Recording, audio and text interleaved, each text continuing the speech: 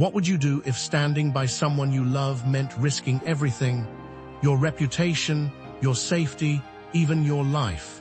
This question became reality for a group of extraordinary women on the darkest day in human history. Jerusalem, 33 AD. The city buzzes with Passover celebrations, but beneath the festive atmosphere, tension crackles like lightning before a storm. Jesus of Nazareth, the teacher who's captivated thousands with his message of love and redemption, now faces his final hours.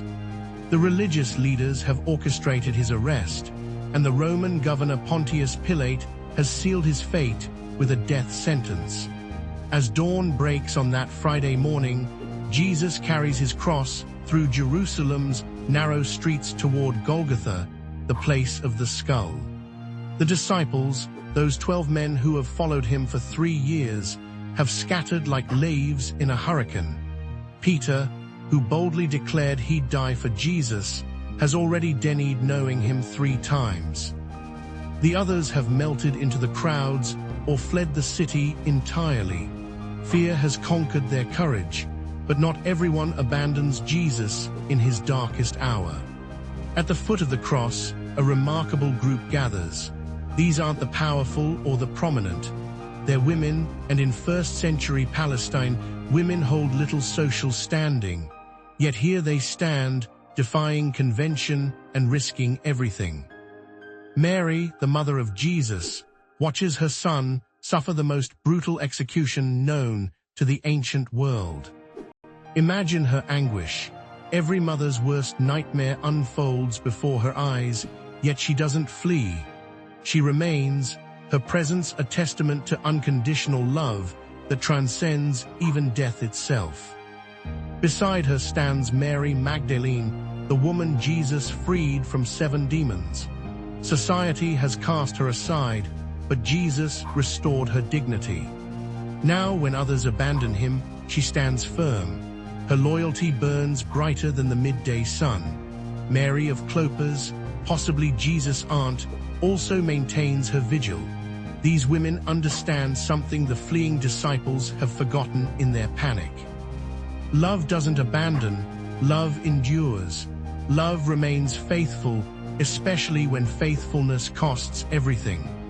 John's Gospel records this powerful moment. Near the cross of Jesus stood his mother's sister, Mary the wife of Clopas, and Mary Magdalene, John 19:25. While the verse seems simple, it captures extraordinary courage. Standing near a Roman crucifixion wasn't just emotionally devastating, it was politically dangerous. Association with a condemned criminal could bring suspicion, interrogation, or worse. Yet these women choose love over safety, faithfulness over self-preservation. Their presence speaks volumes about the nature of true discipleship. The disciples, despite their good intentions and bold promises, crumble under pressure. But these women, whom society considers weak and insignificant, display strength that shame the strongest men.